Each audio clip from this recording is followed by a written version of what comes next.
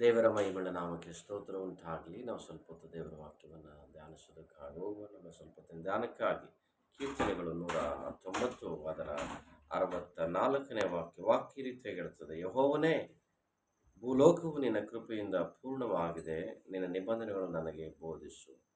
So ಈ ಲೋಕದಲ್ಲಿ ಬಹಳ ಪ್ರಾಮುಖ್ಯವಾಗಿ ನಾವು ಗಮನಿಸಬೇಕಾಗಿರೋ ಒಂದು ಸಂಗತಿ ಏನಂದರೆ, ಈ ಲೋಕದಲ್ಲಿ ಸೃಷ್ಟಿ ಮಾಡಿರುವಂಥ ಪ್ರತಿ ವಸ್ತುಗಳು ಅಪೂರ್ಣವಾಗಿ ಕಾಣಿಸ್ಕೊಳ್ತವೆ. ಆದರೆ ದೇವರ ಸೃಷ್ಟಿ ಮಾತ್ರವೇ ಪೂರ್ಣವಾಗಿ ಅದೇ ರೀತಿಯಾಗಿ ಭೂಲೋಕದಲ್ಲಿ ವಾಸ ಮಾಡುವಂಥ ನಾವುಗಳು ಈ ಭೂಮಿ ಮೇಲೆ ಸಂಪೂರ್ಣವಾಗಿ ಪೂರ್ಣವಾಗಿ ನಾವೇನಾದರೂ ಆಶೀರ್ವಾದಗಳನ್ನು, ಅದ್ಭುತಗಳನ್ನು, ಅತಿಶಯಗಳನ್ನು, ದೇವರಿಂದ ಒಳ್ಳೆ ಕಾರ್ಯಗಳನ್ನು, ಸಂಪೂರ್ಣವಾದ ಸಮಾಧಾನವನ್ನು, ಸಂಪೂರ್ಣವಾದ ಸಂತೋಷವನ್ನು ನಮ್ಮ ಜೀವನದಲ್ಲಿ ನಾವೇನಾದರೂ ಕಾಣಬೇಕು, ಅನುಭವಿಸಬೇಕು ಅಂತ ಏನಾದರೂ ಬಯಸೋದಾದರೆ ಅದು ದೇವರ ಕೃಪೆಯಿಂದ ಮಾತ್ರನೇ ಸಾಧ್ಯ.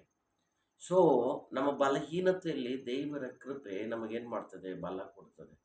ನಮಗೆ ಅಸಾಧ್ಯವಾದ ಕಾರ್ಯಗಳಲ್ಲಿ ದೇವರ ಕೃಪೆ ನಮಗೆ ಸಾಧ್ಯವಾಗಿ ಮಾಡ್ತದೆ. ಅದಕ್ಕೋಸ್ಕರ ಯೇಸುವಿನ ಕೃಪೆ ನನಗೆ, ನಮ್ಮೆಲ್ಲರಿಗೆ ಬಹಳ ಅವಶ್ಯವಾಗಿ ಬೇಕಾಗಿದೆ. ಅದಕ್ಕೋಸ್ಕರ ಈ ದಿನ ದೇವ ಮಗನೇ, ನೀನು ಯೇಸುವನ್ನು ನಂಬು, ದೇವರ ಕೃಪೆಗೆ ನೀನು ಪಾತ್ರನಾಗ್ತೀಯ. ಯೇಸುವನ್ನು ನಂಬು, ನಿನ್ನ ಕುಟುಂಬ ದೇವರ ಕೃಪೆಗೆ ಪಾತ್ರವಾದ. ಒನ್ಸ್ ದೇವರ ಕೃಪೆಗೆ ನೀನು, ನಿನ್ನ ಕುಟುಂಬ ಪಾತ್ರವಾಗುವುದಾದರೆ ನಿನ್ನನ್ನು ಪರಿಪೂರ್ಣವಾದ ಆಶೀರ್ವಾದಕ್ಕೆ, ಪರಿಪೂರ್ಣವಾದ ಆರೋಗ್ಯಕ್ಕೆ, ಪರಿಪೂರ್ಣವಾದ ಸಮಾಧಾನಕ್ಕೆ, ಪರಿಪೂರ್ಣವಾದ ಅಭಿವೃದ್ಧಿಗೆ, ನಿನ್ನ ಜೀವನವನ್ನು ನಡೆಸುವುದಕ್ಕೆ ಯೇಸು ಕ್ರಿಸ್ತನು ಶಕ್ತನು, ಸರ್ವ ಶಕ್ತನಾಗಿದ್ದಾನೆ. ಆಮೇಲೆ